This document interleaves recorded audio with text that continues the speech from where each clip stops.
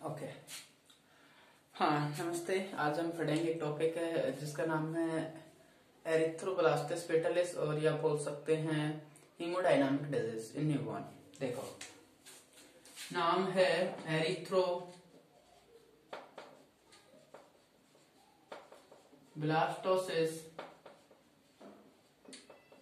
Fetalis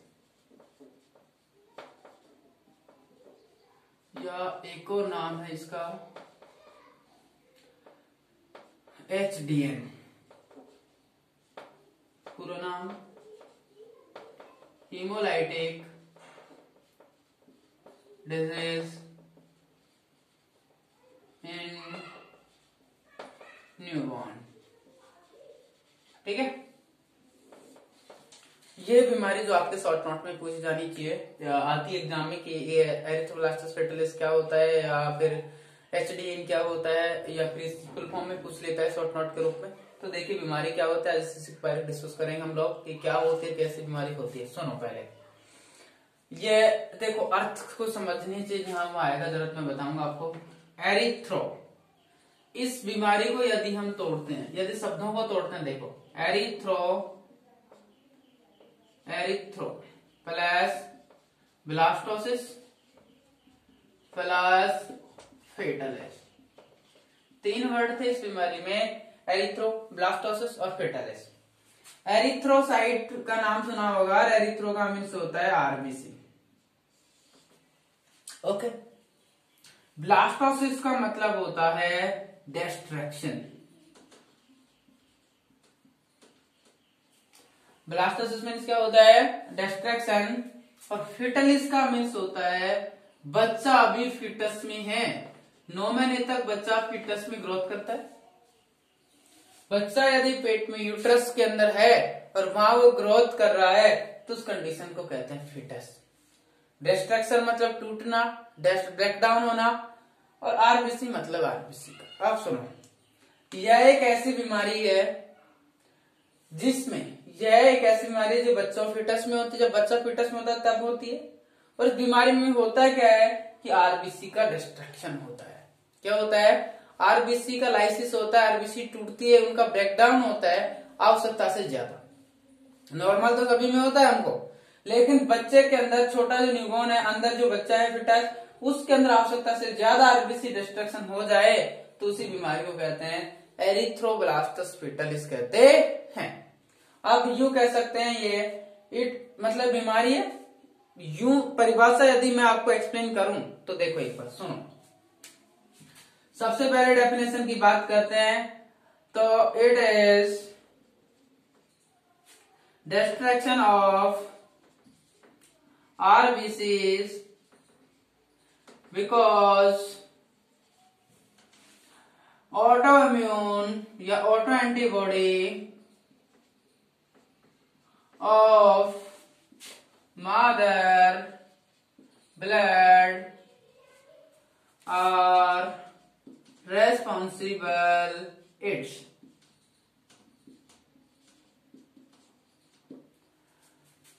देखो मैं तुम्हें आज एक चीज और बताता हूं। ये बीमारी हीमोलाइटिक बीमारी है, किसी को भी हो सकती, कोई कंफर्म नहीं है, लेकिन होते कैसी है और क्यों होती है वो हम बात करें। बीमारी कैसे होती है, देखो मेरी बॉडी का क्या सिस्टम है पहले ये समझ में आना चाहिए। इससे पहले समझने से पहले आज देखो एंटीजन मीन्स होता है, आज मान लीजिए टीबी का बैक्टीरिया है, सुनो तुम, टीबी का बैक्टीरिया खुले एनवायरमेंट में घूम रहा है और वो जब मेरी बॉडी में पहुंच गया अंदर, तो देखो बाहर घूम रहा था, अंदर गया तो एंटीजन के रूप में गया। किस रूप में गया, एंटीजन के रूप में। मेरी बॉडी की अंदर डब्ल्यूबीसी होती है और डब्ल्यूबीसी के अंदर जो लिम्फोसाइट्स होते हैं बी और टी, उनको पता चला कि कोई नया एंटीजन आया है, उसको देखा तो बोला कि तो टीबी का एंटीजन, टीबी का बैक्टीरिया है। तो मेरी बॉडी ने क्या किया कि भाई ये टीबी के एंटीजन आ गया तो इसको मारना चाहिए, अब इसको मारो। तो मारने से पहले हमारी जो बी लिम्फोसाइट और टी लिम्फोसाइट होती है वो उसके विपरीत एंटीबॉडी बना लेती है। विपरीत एंटीबॉडी कैसे बनाती है कि वो खुद हमारे शरीर के डब्ल्यूबीसी है, डब्ल्यूबीसी जो है बी और टी लिम्फोसाइट्स हैं, वो खुद ऐसे एंटीबॉडी बनाती है जो उस टीबी के एंटीजन को मारते हैं, किल करते हैं। जो उस टीबी के एंटीजन को क्या करते हैं, किल करते हैं। एक बार एंटीबॉडी बन जाते हैं तो हमेशा के लिए लाइफ लॉन्ग प्रोटेक्शन करते हैं। और फिर एक बार बन गई एंटीबॉडी मेरी बॉडी मान लीजिएगा, तो फिर हमेशा के लिए मुझे टीबी नहीं होने वाली, क्योंकि जैसे टीबी का एंटीजन जाएगा एंटीबॉडी ऑलरेडी है, उसको मार देगा पकड़ के, बॉडी में ग्रोथ नहीं होने देगा, तो हमें बीमारी नहीं होगी। तो हमारे बॉडी में कोई भी बाहर का सब्सटेंस जाता है, कोई भी बैक्टीरिया वायरस जाता है, तो वो एंटीजन के रूप में जाता है, हमारी बॉडी उसके विपरीत एंटीबॉडी बनाती है और उसको मार देती है। एंटीबॉडी हमें बीमारी से बचाते है। वही सिस्टम यहाँ होता है। देख कैसे होता है। आरबीसी का डिस्ट्रक्शन होने का कारण क्या है, देखो अब तुम समझना। इंपोर्टेंट जो इसका मेन कारण ये होता है बेटा, RH इनकॉम्पेटिबिलिटी के कारण। RH इनकॉम्पेटिबिलिटी के कारण ये होता है। अब ये कैसे होता है देखो,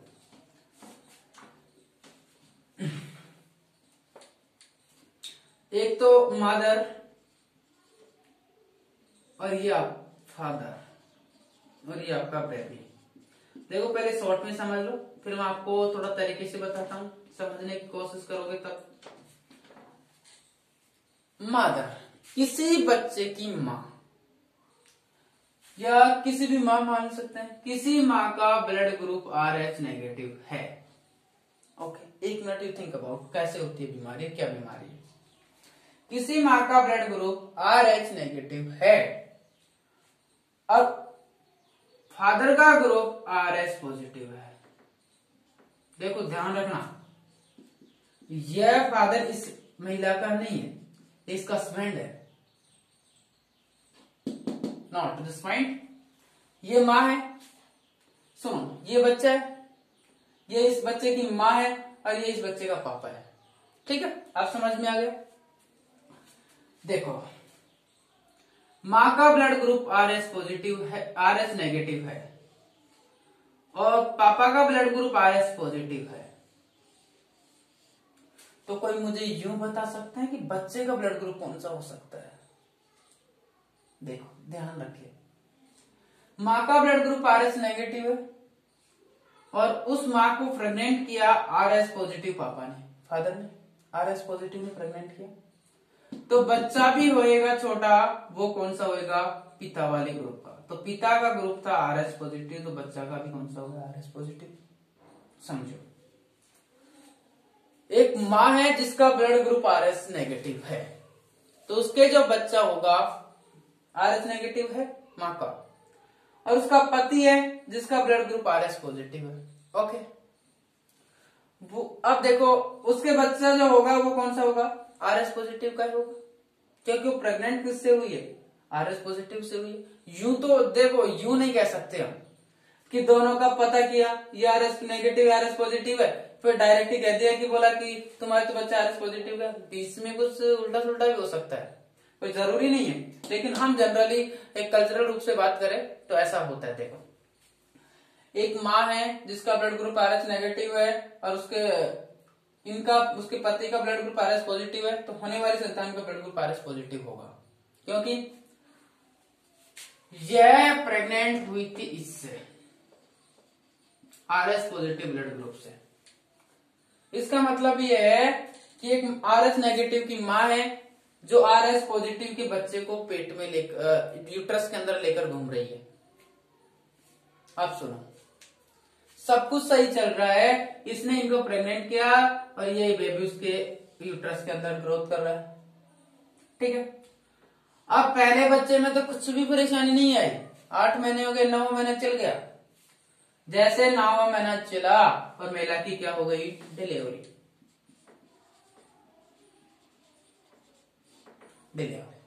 लेकिन एक चीज विल बी नोटेड, यहां आप एक चीज को नोट करें, इधर इसी की, मदर का ब्लड ग्रुप RH नेगेटिव था और बच्चे का ग्रुप बेबी, ये तो मदर हो गया, ये बेबी का ब्लड ग्रुप कौन सा बताओ, RH पॉजिटिव। इट मीन्स अब छोड़ो एक मिनट उसको। डिलीवरी हो गई, डिलीवरी के बाद में ये तो आपकी माँ है, मान लीजिए ये आपकी माँ है, और या यू सीधा सिंपली समझो डिलीवरी हुई। डिलीवरी के बाद में ये तो आपकी मदर है, ये आपका बेबी है, ये कनेक्शन है अम्बिलिकल कॉर्ड, प्लेसेंटा जिसे कहते हैं, जुड़े होते हैं आपस में। प्लेसेंटा को काटा, ये कट किया, ओके कट किया, डिलीवरी हो गई, बच्चा बाहर आ गया मां से। अब प्लेसेंटा को अम्बिलिकल कॉर्ड को कट करना है, काट दिया आपने। तो काटते समय ध्यान रखिएगा, तुम्हें ये पता है जब आपको इसको कट किया, आपने इसको क्या किया, कट किया, तो देखो बच्चे का ब्लड ग्रुप कौन सा है, आरएस पॉजिटिव, और माँ का आरएस नेगेटिव, सही। कुछ एक ब्लड बच्चे से किसमें आ गया, माँ में आ गया। काटते समय ध्यान रखना, will be not at this point कि अम्बिलिकल कॉर्ड की या प्लेसेंटा की कटिंग करते समय कुछ एक ब्लड बेबी से मदर में आ गया, जबकि मदर का ब्लड ग्रुप आरएस नेगेटिव था और बच्चे का जो बेबी था उसका ब्लड ग्रुप आरएस पॉजिटिव था। ये इसके अंदर आ गया, तो ध्यान रखो अब क्या होगा नीचे स्टेप। ये डिलीवरी हो गई, बच्चा पहला बच्चा खूब सुख शांति से हो गया, खूब अच्छे तरीके से हो गया, कोई दिक्कत ही नहीं आई जने। अब देखो दूसरा बच्चा, फिर टाइम आया, पति पत्नी झूम झूम के बरस रहे और फिर वैसा ही काम हो रहा है। देखो मदर है, का ब्लड कौन सा था, आरएच नेगेटिव। फादर यानी पति, पति का ब्लड ग्रुप आरएस पॉजिटिव, और बच्चा होएगा उसका ब्लड ग्रुप भी। दूसरा बच्चे की बात कर बेटा, यहां देख लेना बेबी नंबर 2, ये तो बेबी नंबर 1 था, ये 2 की बात करो, तो बेबी नंबर 2 का ब्लड ग्रुप बताओगे कौन सा होगा, आरएच पॉजिटिव। अब सुनो, यही तो बात नोट करने की थी कि फर्स्ट बच्चे की जो डिलीवरी हुई तो कुछ ब्लड बच्चे से किसमें आ गया था, माँ में, जबकि बच्चे का आरएच पॉजिटिव था, माँ का आरएच नेगेटिव था। जैसे ये ब्लड की कुछ एक मात्रा इधर आई माँ में, तो माँ का क्या था बेटा, आरएच नेगेटिव, सही। ये तो मदर का था। बेबी का कौन सा, आरएच पॉजिटिव। ये आरएच पॉजिटिव ब्लड किस में आया बताओ, आरएच नेगेटिव। तो माँ के ब्लड की बी लिम्फोसाइट ने सोचा कि अरे अरे अरे क्या हुआ, ये आरएच पॉजिटिव हमारे पास कैसे आया। बोला कि बाहर गए है, पता नहीं है कहां से आया है। समझ इधर वापस वो देखो, ये आरएस पॉजिटिव किस में गया, आरएस नेगेटिव ब्लड में गया बच्चे का, पहले डिलीवरी हुई तब। अब माँ के ब्लड की बी लिम्फोसाइट और टी लिम्फोसाइट ने जवाब दिया कि अरे अरे ये पॉजिटिव कहां से आ गया। तो यहाँ की माँ की बी लिम्फोसाइट ने और टी लिम्फोसाइट ने क्या किया पता है, ऐसे एंटीबॉडी बनाए। क्या बनाए बताओ, ऐसे एंटीबॉडी बनाए जो इस आरएस पॉजिटिव को नष्ट कर दे, इसको क्या कर दे, किल कर दे। क्योंकि माँ के लिए तो ये आरएस पॉजिटिव बाहर का एंटीजन था, ये बाहर से आया था, क्योंकि बच्चे से आया था जब चला गया अंदर से कटिंग के दौरान। जैसे आरएस पॉजिटिव माँ के ब्लड में पहुंचा और माँ के ब्लड ने एंटीबॉडी बना दी किसके, आरएस पॉजिटिव के।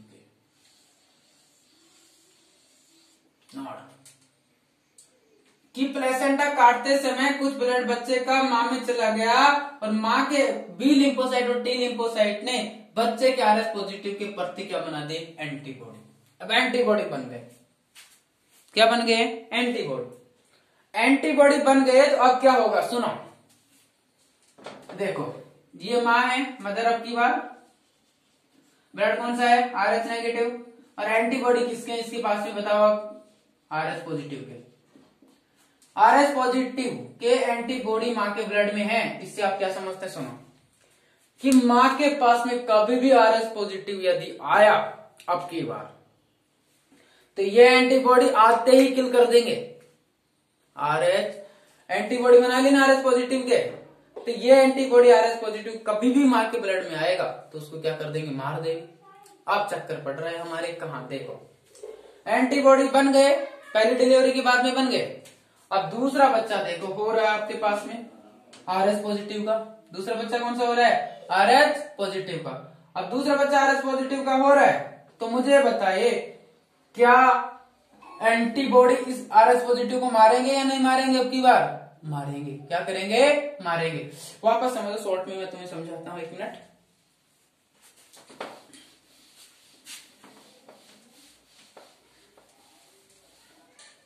क्या क्या हुआ वो देखे इधर। मदर, फादर, बेबी, और इस बेबी का नाम है first number baby. RH negative mother थी, आरएच पॉजिटिव फादर इससे प्रेग्नेंट हुई, तो बच्चा कौन सा होगा? आरएच, ये फर्स्ट नंबर है बेबी, बेटा ध्यान रखना। आरएच पॉजिटिव का बच्चा है, उसके पेट यूट्रस के अंदर ग्रोथ कर रहा है। डिलीवरी हुई, डिलीवरी के समय कुछ एक ब्लड प्लेसेंटा से मां के में चला गया तो एंटीबॉडी बना लिए। एंटीबॉडी किसके बन गए बताओ आप? आरएच पॉजिटिव के। किसके ब्लड में? मां के ब्लड में। किसके?